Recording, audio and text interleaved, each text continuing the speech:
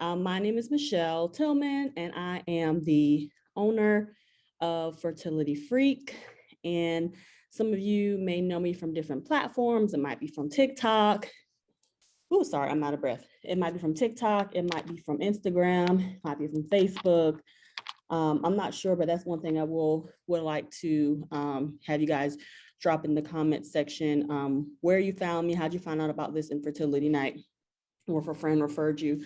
And so I'm created this Infertility Night for those who are looking for like-minded people who want to stay positive about their infertility journey, who are wanting to work with others to be able to express whatever frustrations or things they may be going through.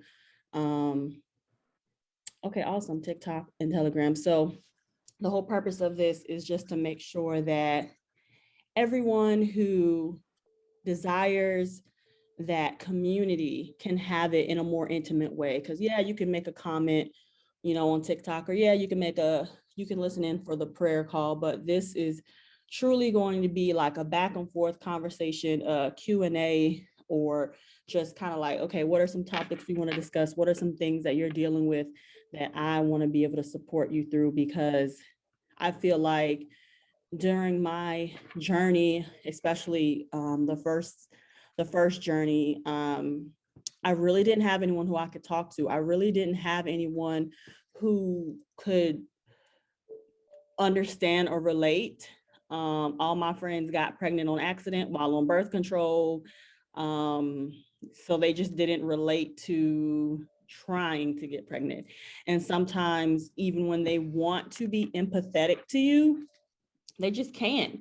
Like they just don't understand what it's like to be in your shoes. So I just want to make sure that you have a place where you can express how you feel. So if you guys are open to it, I'll go ahead and start with whoever wants to go first. Tell me about what you are dealing with right now, or tell me what your situation is. Like, okay, your name, tell me if you had any diagnosis from the doctors, and or how long have you been trying to conceive? If either one of you guys want to either drop it in the chat, or you can come off the mic, either way. Okay, I'll go first. Can you hear me? Yes, I can hear you. I'm 38. I was diagnosed with endometriosis, and I had fibroids. I had a robotic myomectomy in 2018. And then my doctor told me to try on my own. So I did that for a year. I didn't have any success. Then I went and got a HSG and all those things done. They said I had a blocked tube. Then they referred me to IVF. And I've been to like 3 or 4 IVF doctors, where some will say they'll do it for me, and some will say, oh, your AMH is low, try to go gluten-free, try to do this. And so it's just been a struggle. And I've never, ever been pregnant before, ever. So okay, that's where I am now. Yes. Okay. And they told you to go gluten-free as your... Right, because of the inflammation from the endometriosis, or maybe changing my diet, just something that would help with the IVF process. And then the last IVF doctor I went to, I was just like, just be very honest, because I feel like some of the doctors, it's like a business. And he was like, I don't think you're a good candidate for IVF. He's like, I don't even want to take your money, because he said, your probability with this is probably like less than 10%. Wow. To get pregnant. Yes. Okay. Okay. Wow. Thank you for being vulnerable, and thank you for sharing that. And I think you said something that's so important, or your journey includes the fact that you got multiple opinions. And I think that is really important, to have multiple opinions. You also already know what hormones that are low. I think that's really important. One of the things I always talk about is using testing as a tool, because without knowing what you could need to improve on, then you just don't know what you need to do. But I also don't necessarily agree that going gluten-free is the only way to improve that. I see that's their go-to answer, but thank you for sharing. I would just say that. Thank you for sharing, because that is very enlightening. And then I also appreciate, even though it's kind of like, okay, devastating news to a degree, for them to say, you know, he doesn't want to take your money, but that is integrity, for them to say that. However, that's a lot to hold. So since you had when was it that the last doctor said, I don't want to take your money? That was about a year ago, maybe. So I just went back to him about 3 weeks ago, and I asked him what other options I have. And he said he would recommend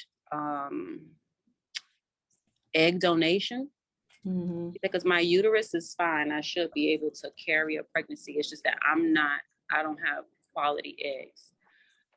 So he did recommend egg donation. Where Did I they think do it's any like testing again? No, he didn't do any retesting on me. And tell me again, which hormone did they say that you were low in? My You going on break? AMH, I think it is. So they prescribed CoQ10 or something, and some other supplements for me to take. And that was about it. I'm just taking some notes because I just always kind of like to, well, I have a few colleagues who specialize in, you know, IVF, and they've, one or two, for example, who've had successful IVF. But sometimes it does take 3 times. You're not going on break? Akara, I think you're on, I'm just gonna mute her, okay. Okay, so I think one of the things that is difficult about IVF is that it can take multiple rounds before you do have a success. And that's actually normal for it to take more than one round, and that can get very expensive. You said you're 38. How old is your partner? He's 35. Does he have any kids? Yes, he has a daughter from a previous relationship. And how old is his daughter? She is 6. 6, okay. Okay. Has he ever been tested for any? Yeah, so we had started the IVF process, and he did have his sperm tested, and it was fine. Yeah. So it was good enough to get pregnant, or was there any abnormalities at all? No, there were no abnormalities in it. Okay. Okay. Okay. All right. Well, that is, thank you for sharing. I'm going to kind of go around and see if anyone else wants to chat. Takar, she wrote hers in the chat at work. She's 29, recently started trying to conceive in July of 2021. Never been pregnant before, got a blood test at OB, fertility, everything checked out good, just still hasn't happened. Doctor did advise to lose 30 pounds. Let me just tell you my pet peeve about the lose 30 pounds thing. Weight loss absolutely can help, but I done seen some big girls pregnant. I mean, super big, like almost 500 pounds. And I'm just always wondering, you know, that's one thing that always makes me tell people to make sure you get a nutrient deficiency test, because I mean, granted, a smaller body frame does not mean you're more healthy than someone with a larger body frame. I know that for a fact as someone who is not slim, but at the same time, it's got to be more than weight. It's got to be like how Jasmine said, it could be inflammation and things like that. One thing I did want to ask you, Jasmine, sorry, but to go back, have you ever had a food intolerance test? No, and I kind of want to make that my next step, as far as like what foods do cause inflammation, because recently I just cut everything out. I went vegan. I said, well, let me try that, see if the dairy, the meat, all of that. So I I don't know where to start or what kind of doctor to go to for that. A To see. nutritionist can do it, and or you can literally Google online at home like food allergy tests. There's ones you can do from home where you might, well, if you're comfortable, like you might have to prick your finger and drop some blood in a little thing, and then you mail it back, and then they'll give you your results. And I say that because I tell people, as a grown woman, I found out I had an intolerance to chicken.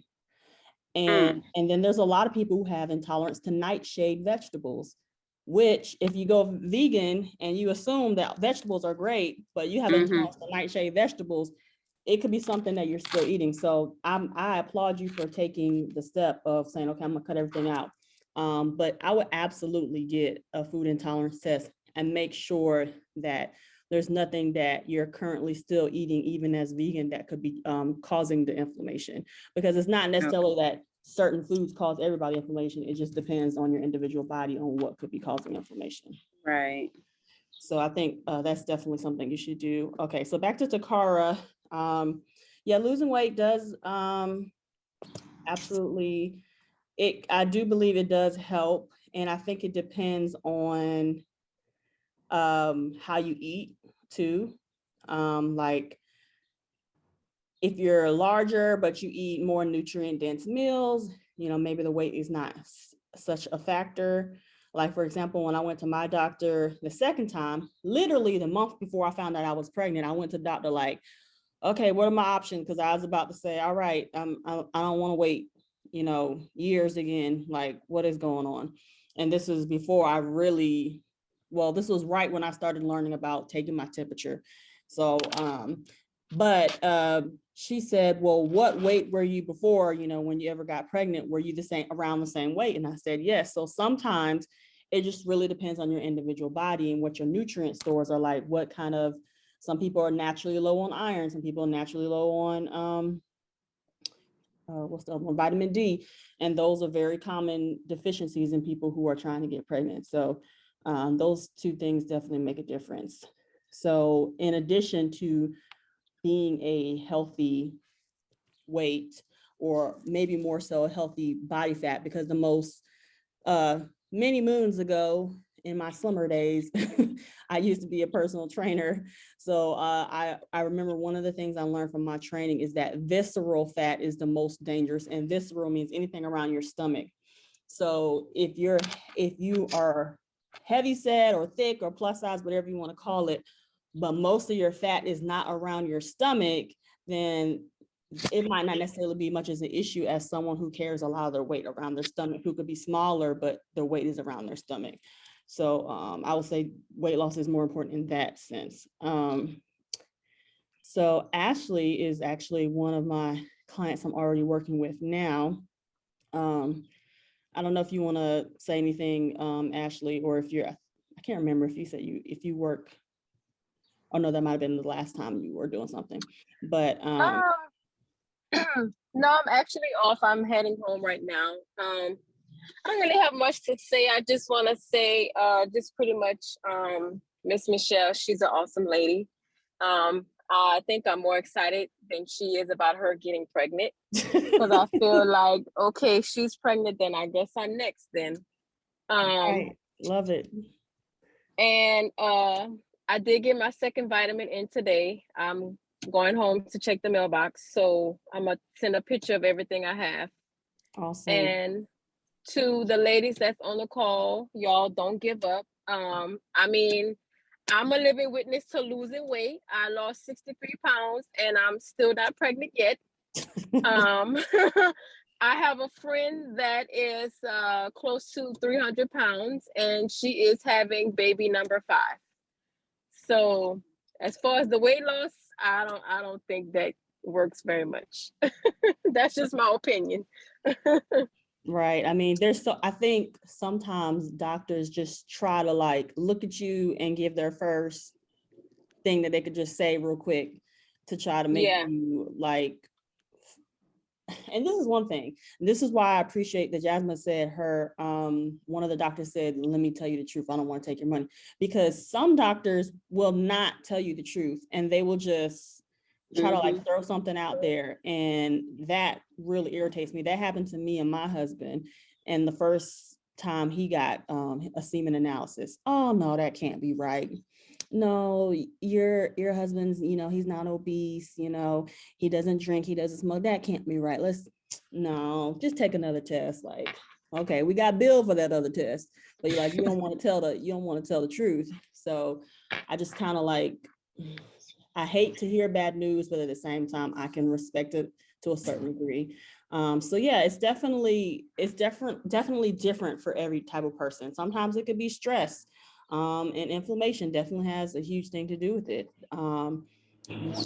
There's so many different ways that you can handle different situations or circumstances that you might have going on in your body.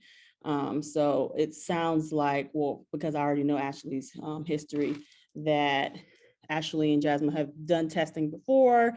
You kind of like know what you're working with. Takara, I think for you, one of the things that I always say, even if everything is perfect, if you're not doing it at the right time, it doesn't even matter. Like, so that's one of the main reasons why I always say start taking your basal body temperature, because you can really learn your body, learn your temperatures, and learn what day you ovulate. So for one thing I can say with Ashley, one thing that we learned with her, and which is completely opposite of me, if you're like tracking your period, maybe with an app or something, I learned for me, I don't ovulate until day 18. Ashley, hopefully you don't mind me sharing, she ovulates around day 11. So imagine, sure. imagine both of us using a period tracker app that's telling us to have sex on day 14. She will be 3 days late and I will be 5 days early or 4 days early. So it's just so important to start. And it's kind of frustrating at first because, okay, it's going to take a few months for you to learn your cycle, and learn like what time you're ovulating, what's your time frame and all that. So I think that is the first step. So even if everything is perfect, you first got to make sure that you're even having sex in the right time frame. How confident are you, ladies, that you're having sex at the right time? I know Ashley knows now, but what about the other two ladies?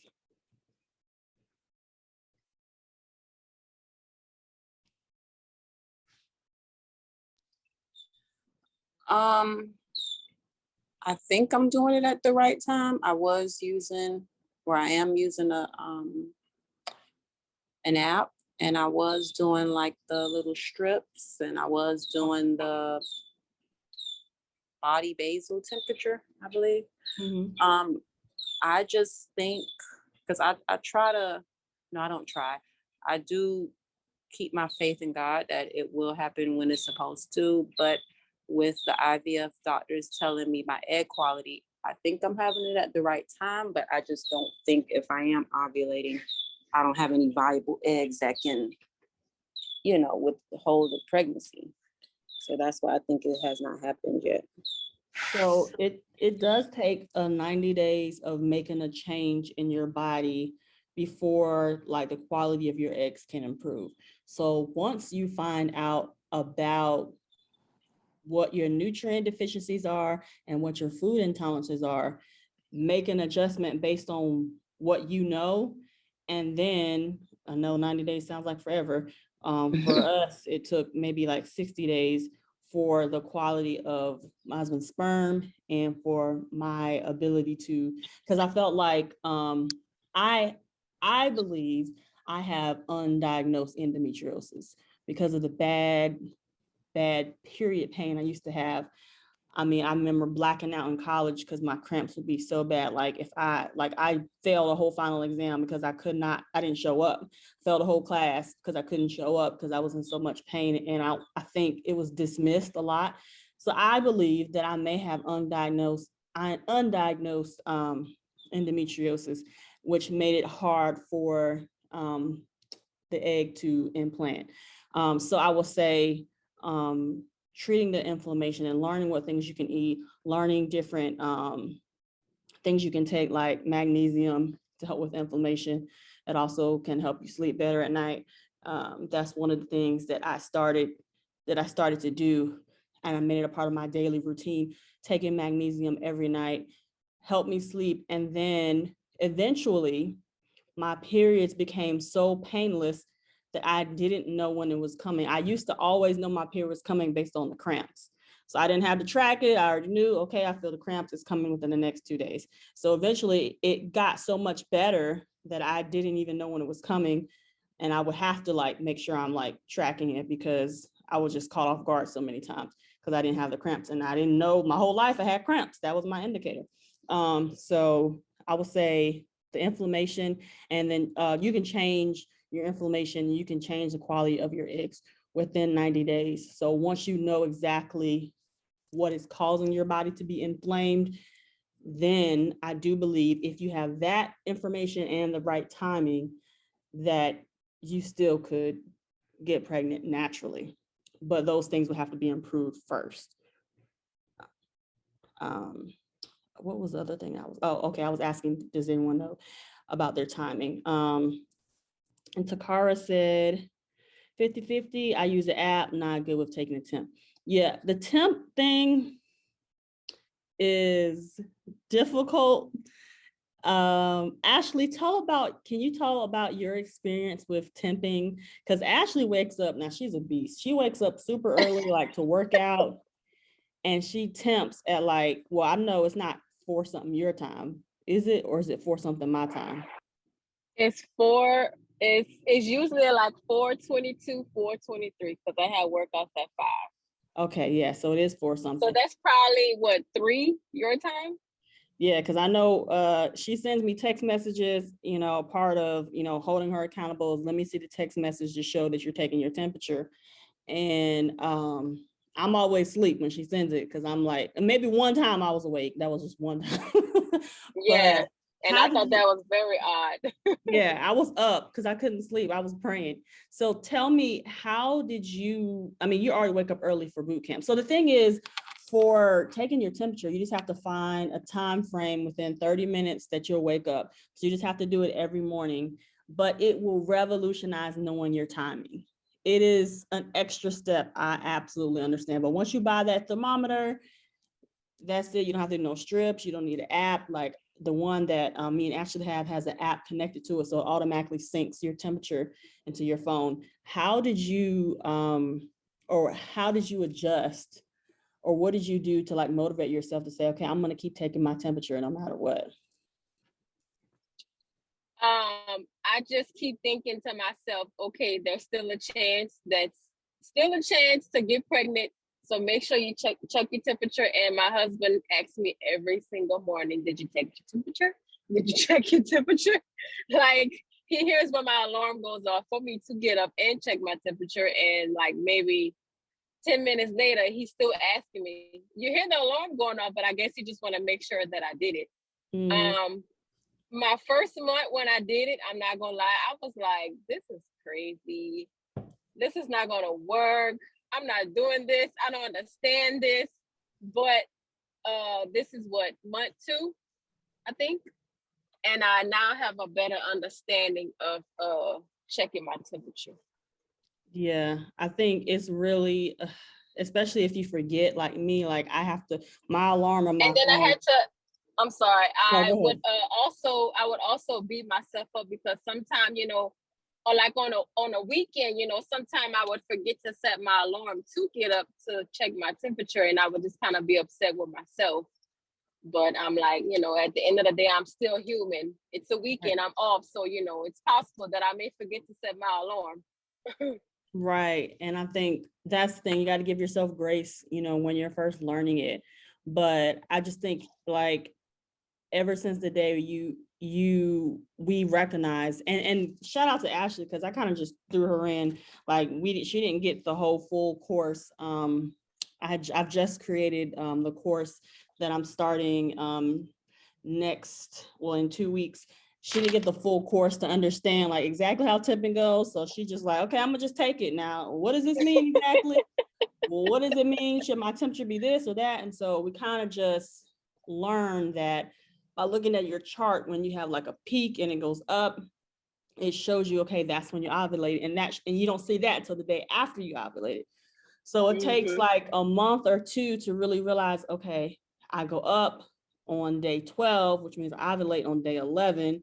So starting from the beginning of your cycle, if your period is 3, 4, 5 days, depending on what it is, then you know day 6, 7, 8, 9, 10, 11, whatever. Those are the days you gotta make sure you're getting it in. Then depending on your partner's sperm, you might have to have them like hold off a little bit. Like, okay, do it one day after your period goes off, then hold it off until the day before and the day of that you ovulate. But that takes time to learn. So yeah, temping is, it's a tool that I just wish that was so normal for people. I wish it was something that was normal that we learn like in high school or something, but they don't want us to know it. They just don't want us to have sex. And if I would, this is bad, y'all. If I would have known that there was only a few days a month that I could get pregnant, I would have been in them streets even more than I was.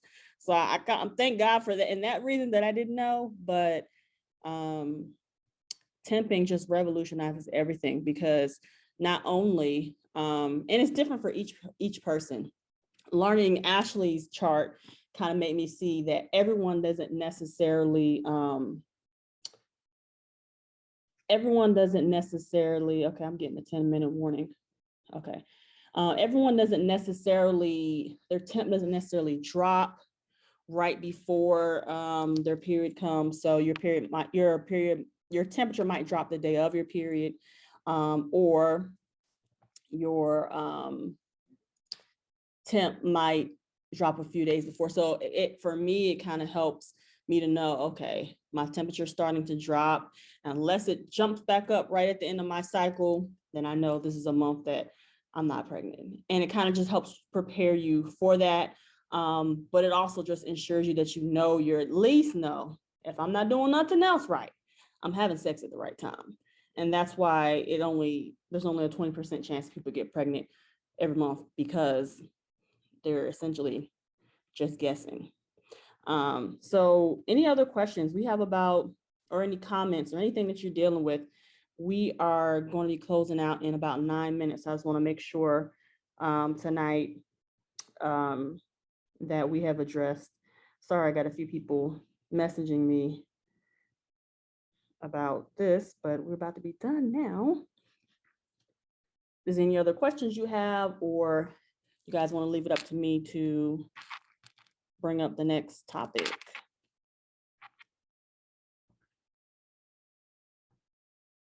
One thing I was going to talk about is, I guess probably my most controversial TikTok video, which was the video that I posted about, if you get pregnant, you should text your infertile friends or those who might be trying to get pregnant. You should shoot them a text before you make it public. You shouldn't tell them out at a restaurant. You shouldn't FaceTime them. You should just give them a heads up, because even though they could be totally happy for you, they can also be sad for themselves. How does that resonate with you? Do you think, and maybe you disagree with me, do you think that you can be happy for someone and also still internally struggling at the same time whenever they tell you that they're pregnant?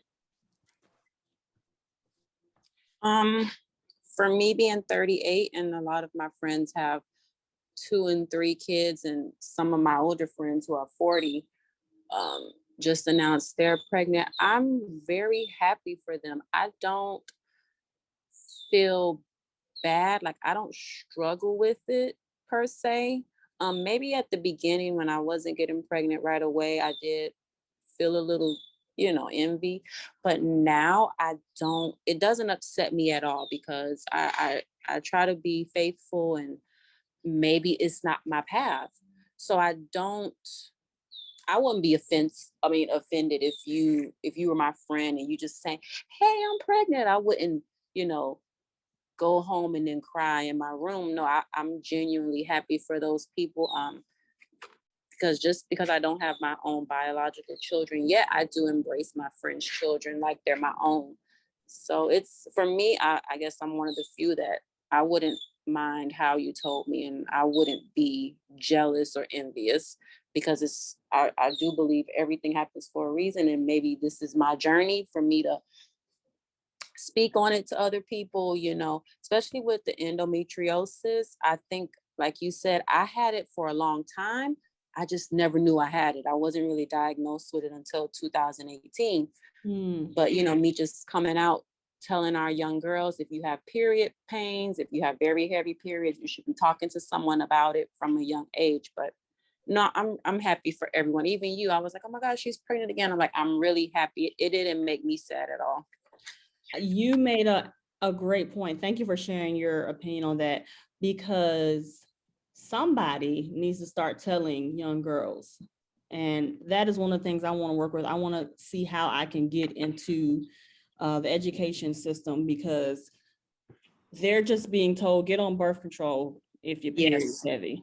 And that is so dangerous to know that there's women who are on birth control for like 20 plus years. They might get on their 18 or maybe 20, not 20, maybe 10 years before they're like, possibly trying to get pregnant, and masking whatever issue that they really have. And then by the time they're getting pregnant, like they could have been like fixing it the whole time, but because they're on birth control, having a pill bleed and not a real period, they had no idea that they had anything wrong. And it's just, I forgot the name of the movie. I think Ricky Lake and somebody else made it. They had one called The Business of Being Born, but that's not the one. It's one about birth control, but it's based, if you guys, I'm sure some of you may know, you may not know, but when you're on birth control, that is not a real period. So whatever you're bleeding is a pill bleed. And that's why they came up with a certain amount of pills or a certain amount of hormones that your body gets, so that because some people don't have a period at all depending on what type of birth control they're on, or don't bleed. I won't call it a period because it's not really a period. It's just a bleed. So yeah, that is so important to know early on. That is not normal to have crazy cramps that make you black out and throw up and like all that stuff. That is not normal. And I think we need to normalize people talking about that not being normal, because so many women are suffering because they just don't know any better. And their parents just say, oh, just get on birth control. Or their doctors just say, get on birth control, not even asking any other questions, or not trying to further diagnose what their issues are. And some may be ignorant and some maybe not ignorant. So that's a whole nother story, but I'm glad you brought that up. Takara says, I don't take offense. I know my timing is coming. I guess it's just me. Maybe I'm sensitive. Maybe I'm sensitive because I had, and I thank God for my relationship with God, because one of my close friends who got pregnant for the second time while on birth control, 2 times, full force on birth control, still got pregnant. I had a dream, because she worked with me. I had a dream that she announced she was pregnant. So, I got someone coming in. Okay, so I had a dream that she announced that she was pregnant. And then I texted her, I said, hey girl, I had a dream you announced you were pregnant. And she was like, really? Oh, hi. And then 2 weeks later at work, she was like, so y'all, I'm pregnant. And I knew, because I'm so sensitive, I was so thankful that God showed me that, because I wasn't taken aback. I've had somebody tell me, because I used to work at a church, and I've had, it's been times where maybe my period came on, and then the next day, I had a friend who was on her second baby, give me a pregnancy announcement, in the middle of me doing some type of presentation.